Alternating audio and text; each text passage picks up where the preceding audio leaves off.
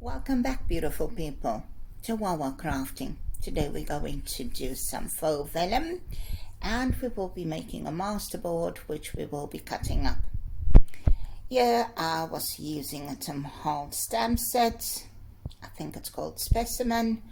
Beautiful, beautiful stamps. And I had pre-stamped that deli paper using a few of the second set as well, just to fill in that background. Now you can add more text in different colors, starting with the lightest color first and then building up to your darkest color, giving you a layered effect. Now the deli paper I print on the non-shiny side. The shiny side is bottom down or face down.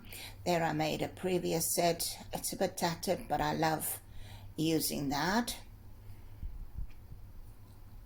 Quite translucent, not as much as vellum, but still. Also going to make a masterboard. Here I made a concertina folio where I keep some of my ephemera. Masterboards, what are those?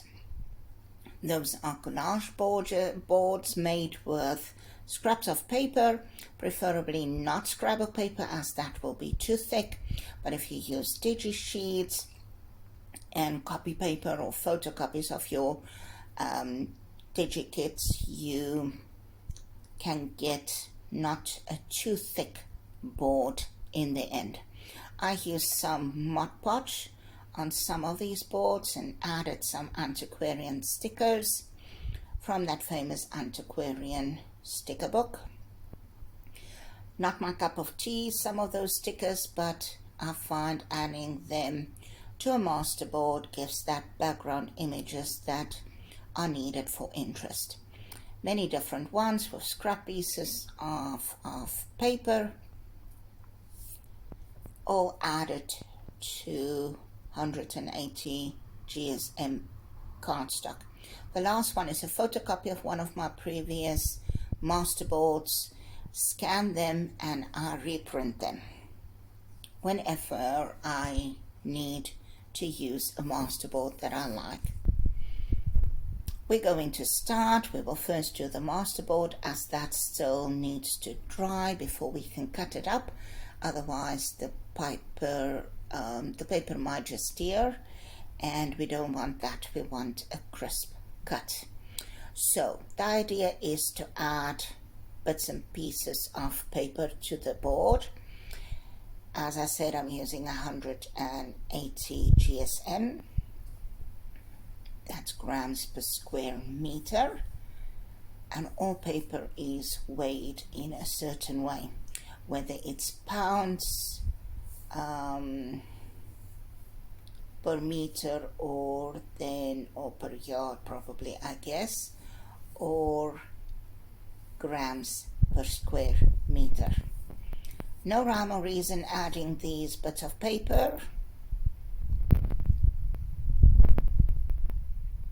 Different types, can be old book pages, remnants from previous projects that you have. Here I have a piece of paper bag that I crumple up. You can see crumpling it up there, opening up for that added texture, then tearing off pieces of that, and once I glue it onto my masterboard, I will even push the ends in so that I can actually have that rich texture by causing some extra wrinkles before it is gluing down.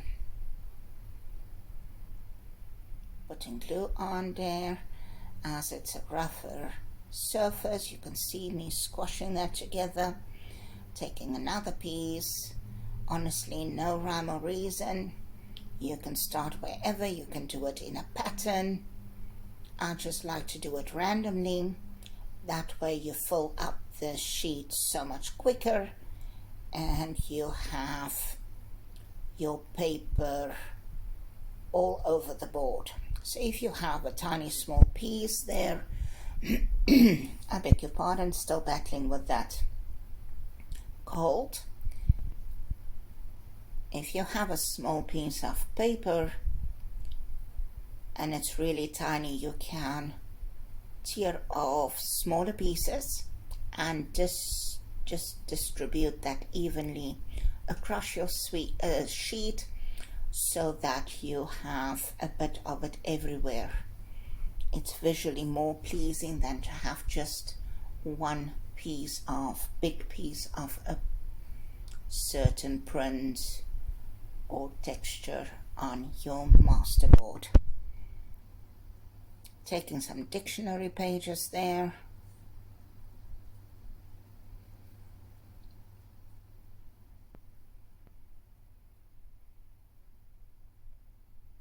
The bigger your pieces of paper, the quicker you will be done with your masterboard.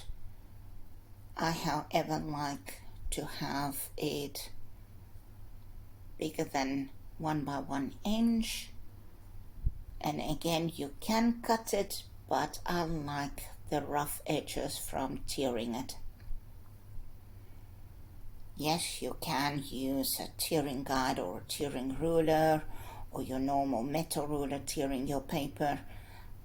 I just basically rip it apart with my hands and add it randomly to my sheet.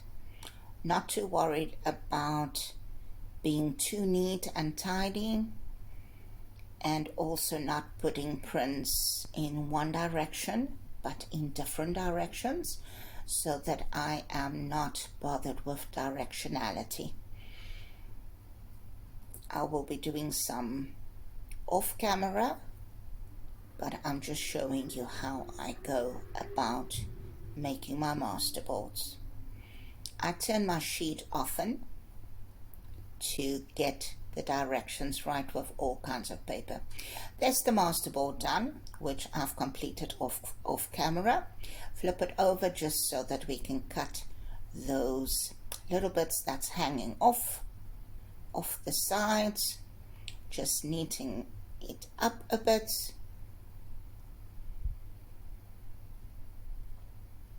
Trimming those, you can use a paper trimmer or a paper cutter. I, however, just prefer to do it with the scissors. Much easier for me. I might just end up trimming a bit of my masterboard off. Now, normally you would cut this blindly. In other words, you will turn it over and cut, deciding what you want the sizes to be. But I want the left side for my board, as I like that. So even if I turn it over the way that it normally would be and you just cut, I know which side, so I will be changing the page over. But first, before we get there, there are bits, doing a quality check, that's standing up, gluing those bits down, and then there are parts where that butter cardstock is showing through, as there are areas that has got no collaging on. We're going to add our labels to this board now. So our trusty bits and bobs tray is coming closer. I will be using some of those. And the idea now is to stick with things that actually fit in with our theme, vintage, or our tones, which is brown. And we're going to use some brown labels, some beige, some light yellow, off-white, some with a green end. The edge might be colored burgundy, darker brown, but it all still have more or less the same tonal value. So nothing that's standing out too much, like flowers or neon colors or pastels at this stage, none of those. So it's all in the brownish theme, which is what I like to do with my journals. I keep the tonal values more or less the same. No surprises there, as I like to have the same type of theme going right through my journals. You do you. You can do whatever you want to. going to start adding those labels, and here I will be using these little labels to cover those areas where that yellow might just shine through or show through where I did not cover it properly. And as I said, I'm not too worried about that because we're going to add a different layer. Now we've got that first part on, and that's the background. Now we add a second layer, and later you'll see once we cut it up, we will add stamping. Now you can go ahead after you had added your labels, how many ever you decide to add, you can go ahead and do some background stamping. Could be text, it could be numbers, could be various little things. Not too big because you don't want it to take away from the focal points. So not too dark. If you want to add layers, it can be in lighter tones or in like such a rusty hinge color, one of the distress colors, distress ink colors or distress oxide colors. Something like antique linen that could add browns, just so that it gives us another level, which all just adds up to more interest and a more harmonious background.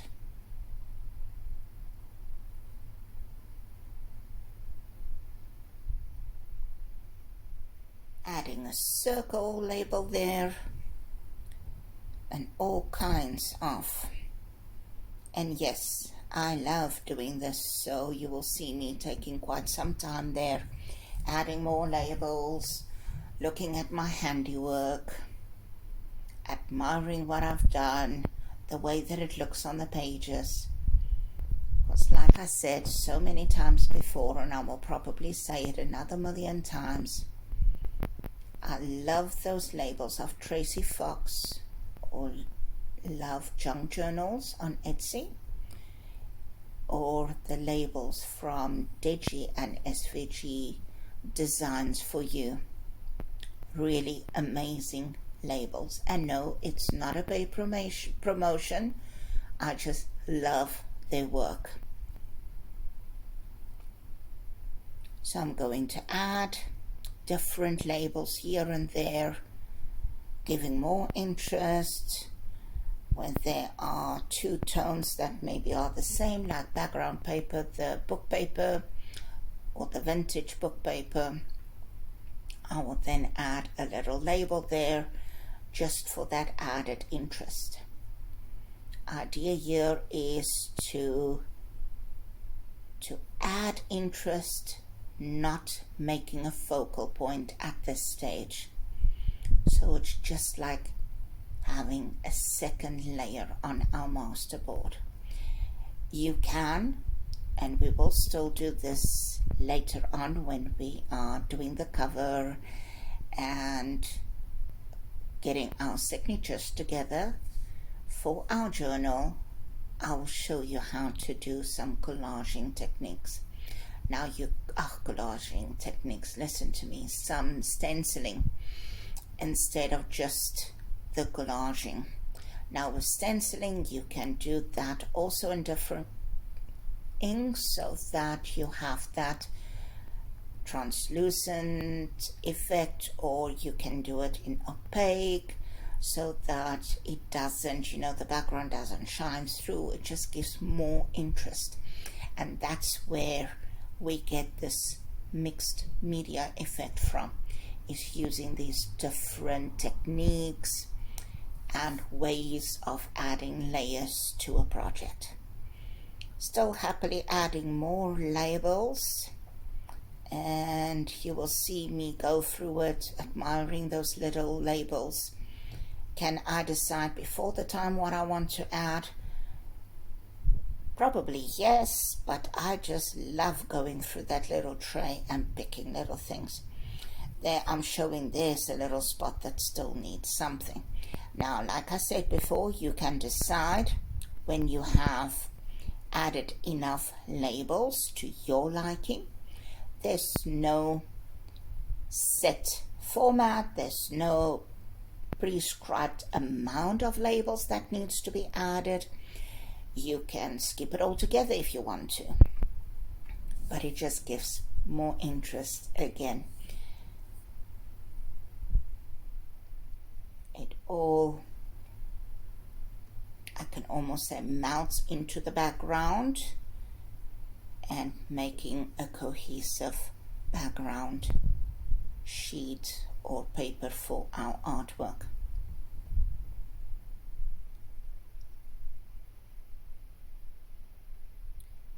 Obviously, I'm thinking this might be enough now, and it needs to dry before we start cutting.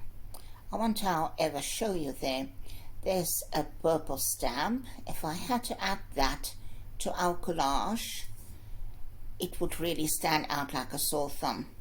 Not the best of choices there. There I show you some that I made myself. That is a proper stamp, postage stamp. It will be a focal point if I have to add that at this point, because it's so much different than the rest. Now this can really dry before we cut it up, otherwise it might tear. Just checking here and there still if there's some areas that needs glue, putting it to one side so that it can dry. Now time to play. Making our faux vellum. We're going to use that deli paper, some archival ink, in ground espresso, vintage photo and coffee. You can also use lighter tones. I will also go ahead and use some tea dye or rusty hinge. I will confirm in a little bit with you which it is that I'm using. Taking out those little stamps so that they are ready to be used. Making sure that I have it to the right side, not the shiny side up. I want to stamp on the other side. Getting a stamp block, adding that big butterfly to it. Now at first I did not think about directionality, and I put two butterflies in the same direction. Not to worry, it's not a big train smash. However, it's just something that we can take into consideration and fix for next time. So make a good impression there.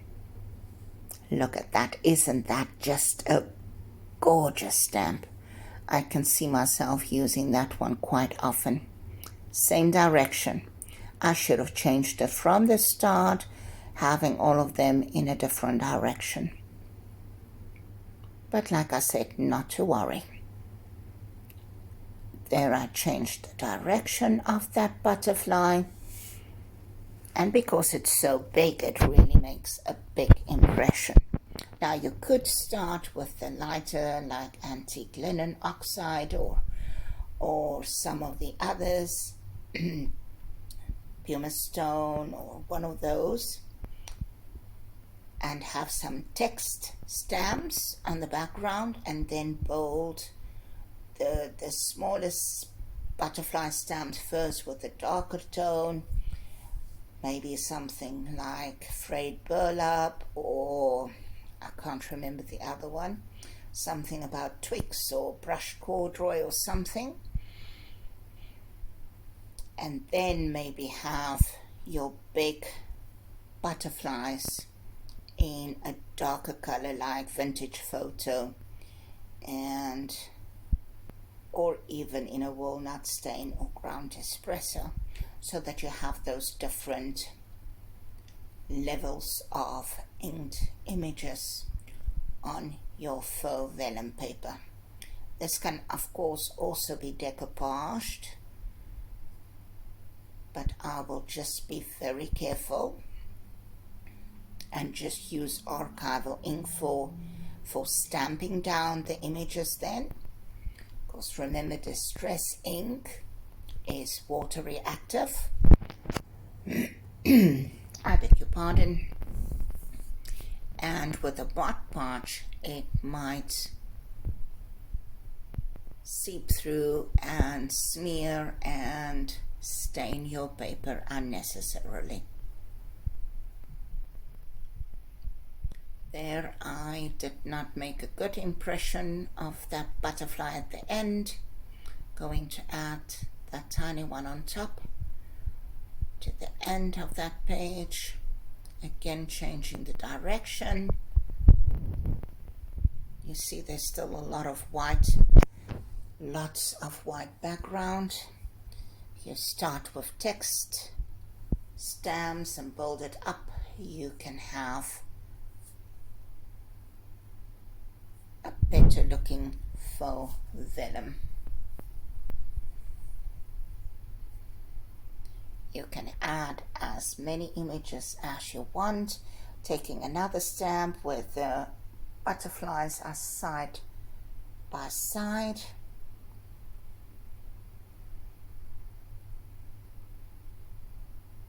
Using some of it, took that off the stamping block. And for that, I then stamped the left and the right, and then the middle butterfly.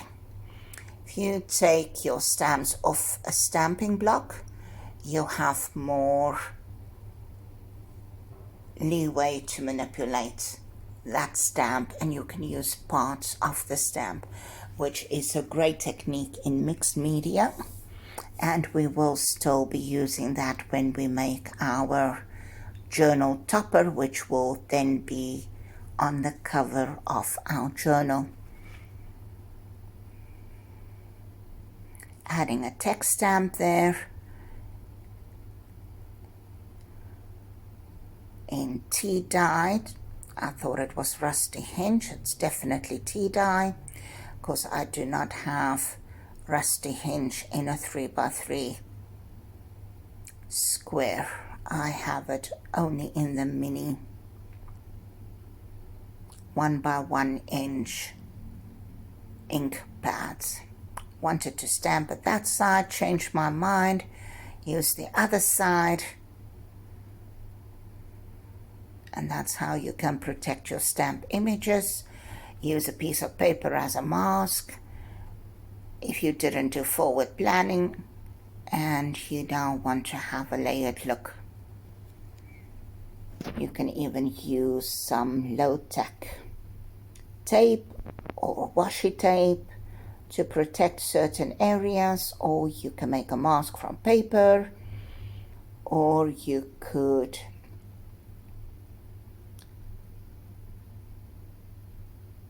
simply get whatever you get. Now it's time to cut our masterboard. It's settled, it's dry, and normally you would cut it blindly. In other words, you turn it right over and cut it up, deciding as you go what you want to cut in and so forth.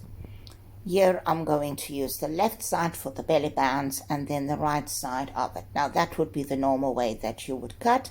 I, however, will turn it over because I want two specific parts for our belly bands. So I'm moving it right up there so that it's flush against that guideline for us. That way you ensure that your project is cut straight. Deciding to make it like about 3 inches, cut it, blade up and down, and there's one cut. Beautiful. A clean cut. Now I'm going to turn it over so that I can quickly measure it to see what is left of that masterboard, and then deciding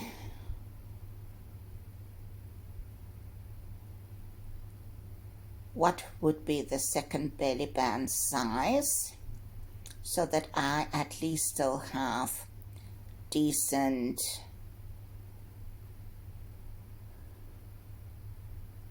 size journal cards.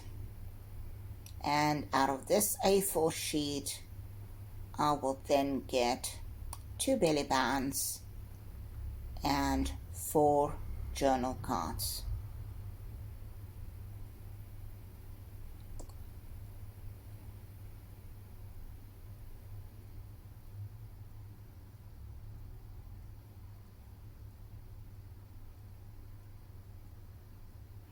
There I cheat a little bit and I get the midline of those journal cards without measuring. You could go measure it.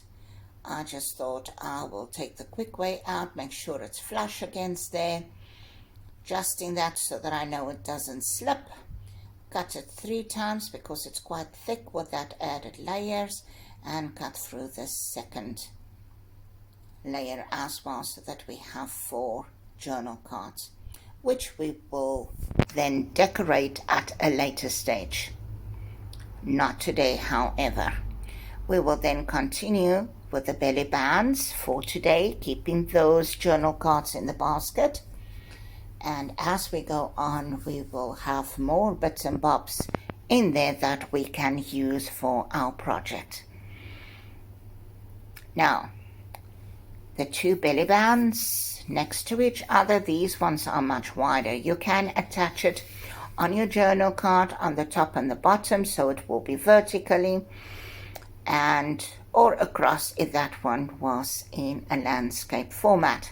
Then you would put glue on the left and on the right side, and you would put a file folder or a folio or ephemera, pocket or journal cards, whatever inside there.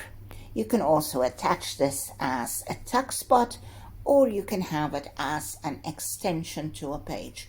In other words, some more interest to your page, making it more interactive. You can attach this with paper or with some fabric or even with washi tape.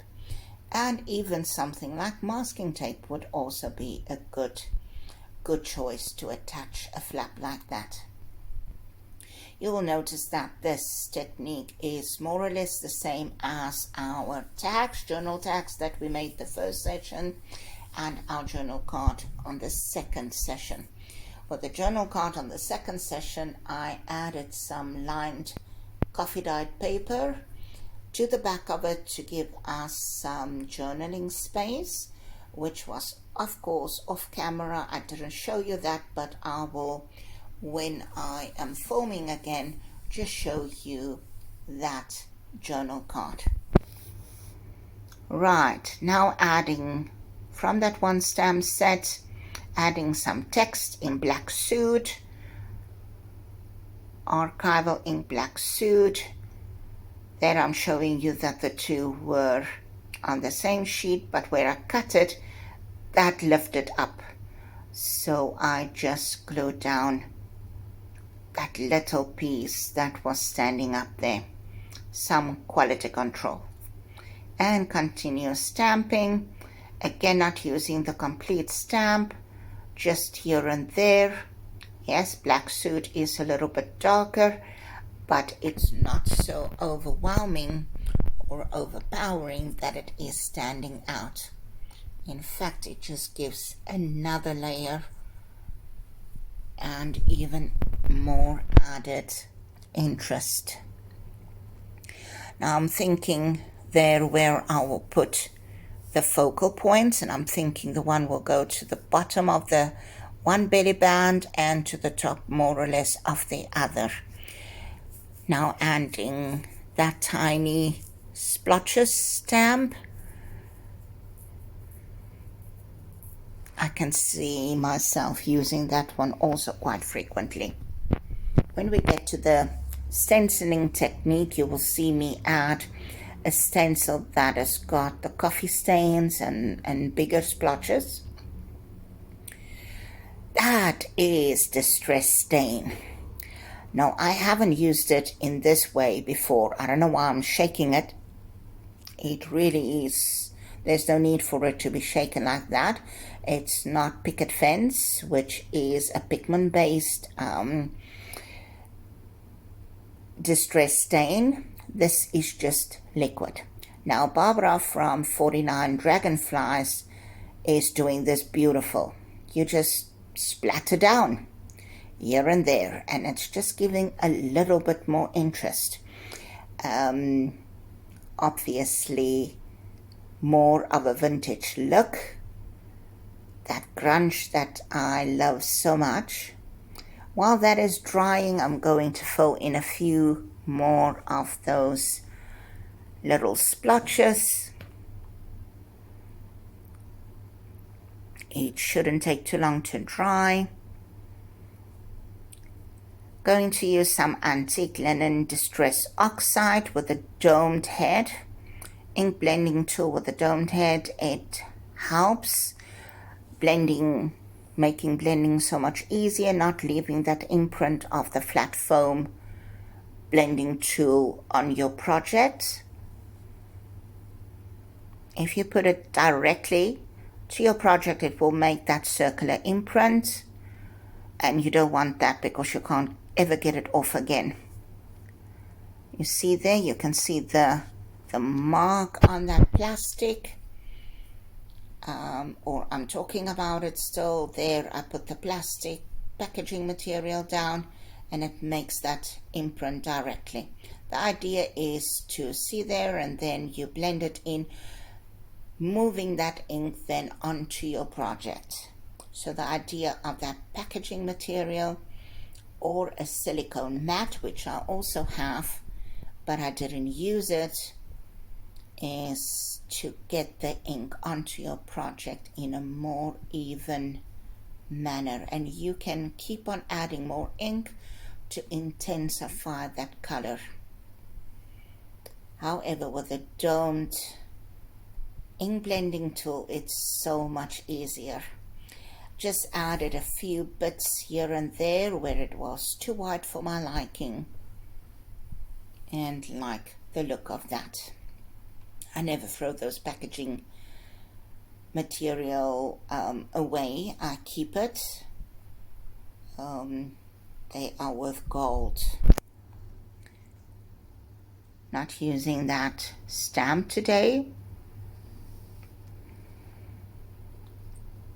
Can't pronounce that French name of it. However, I will link that stamp yet again. Now we're going to do our images, stamped images of the mushrooms on this vintage paper. You can see that the paper is quite yellow on the ends, which I just love. Choosing those two, and I will stamp with vintage photo. One of my go-to palettes, always vintage photo. Inking those stamps up well, deciding where I want it, and then I'm going to change my mind and lining them up a little bit more, so I don't waste too much paper and I can fit the bigger mushroom stamp in to the left of those. Taking those down, and take that beloved mushroom stamp, inking that up, also vintage photo, making sure I have a good imprint there,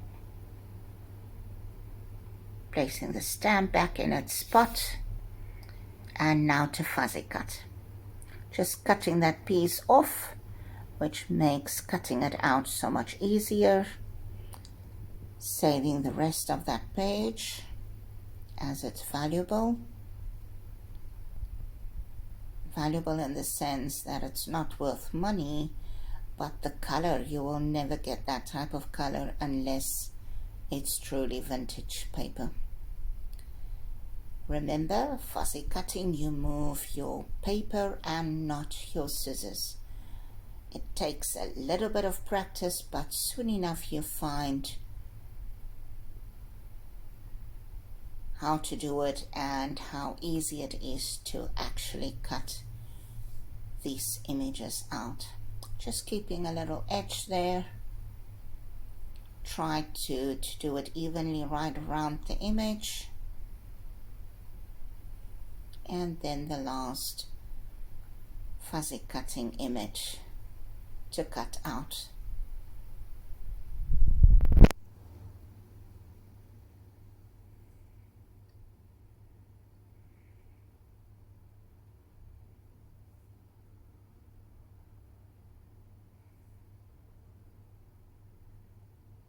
Saving that, we can do some stamping on it, and I will show you soon enough how to make your own bits and bobs.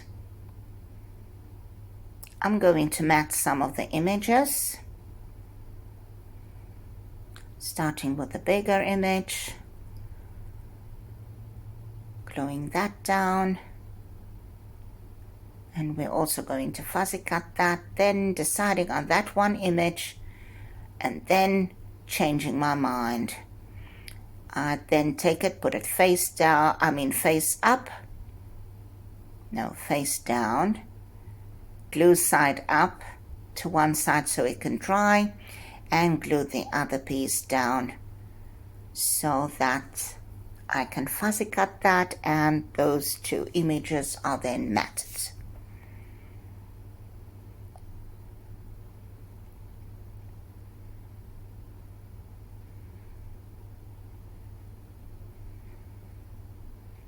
This ensures our stamped images are truly our focal points. And again, just another added layer of interest. And there it's cut out. Now, inking, of course, I will be doing inking around them. Taking walnut stain, which is quite dark. You can decide how dark, how thick, how dense you want your inking to go. The more ink you put on, the darker it will be. Inking that large image now. All those nooks and crannies.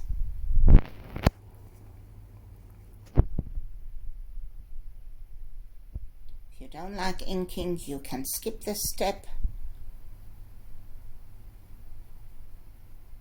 Doing some more quality control. Didn't glue those ends too well. Checking the other side and fixing that too. That's better. Now, time to decide where I want those images. Changing my mind, putting the large one to the right side, and then I will obviously add the two smaller ones to the left. Getting more or less an idea where I want to place it. Focal point doesn't always have to be in the middle, can be at the bottom or at the top. Again, you decide where you want to do it. Those trusty labels, again, this time I'm using the field notes and specimens. Those are specifically from Tracy. However, there will be a few labels added from Digi and SVG designs for you as well. Said it a million times, I just love those labels from both those shops on Etsy. They are amazing.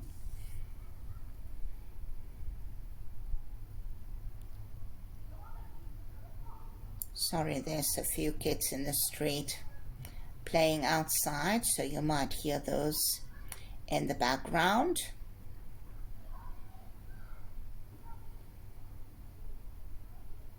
Especially since it is winter break here where I am, and the kids are outside in the street. Not wanting to cover that label, I am moving the focal point slightly so that I see some of that label that I have added at the back. Taking double-sided tape, splitting it in half so that it's not as thick.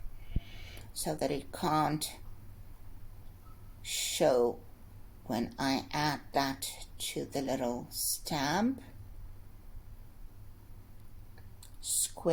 Foam square should work, but these rolls of double-sided foam tape works just as good.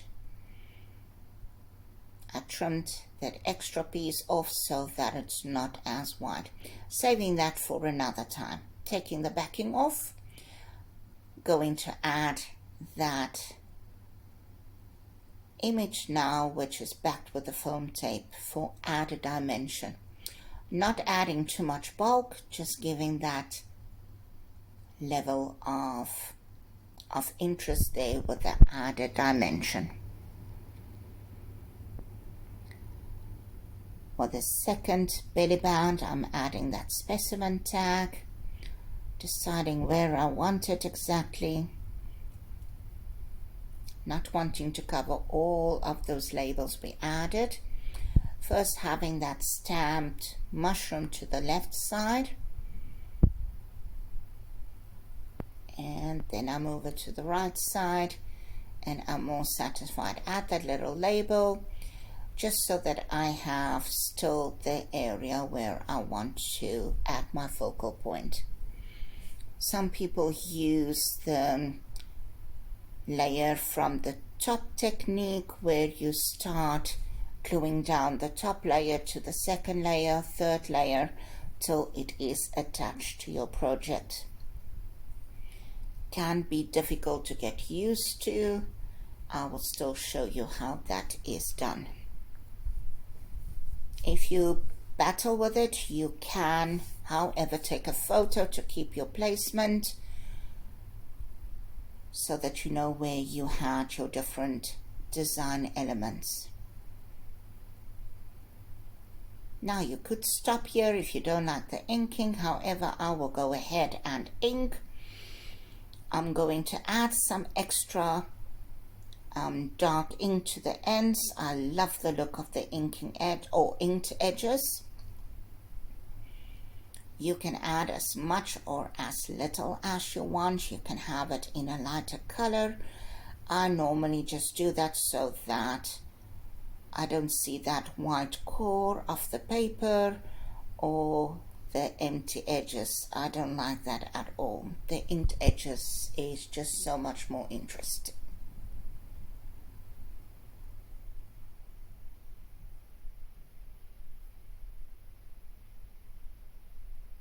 Adding the ink goes so quick. And then I decided, oh, I want some grunge.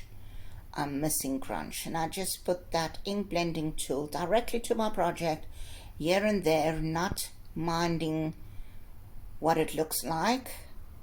I don't put it down hard, I just do it very lightly, but because it's so saturated, you can see the ink immediately. Makes a world of a difference to the project. If you don't like the grunge, don't do it. I love doing that.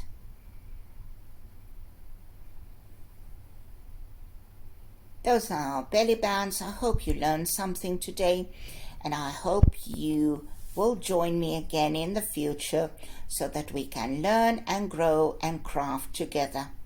If you like this video, please click on the like button, give me a thumbs up, and if you haven't, please subscribe, and I will see you soon. Goodbye.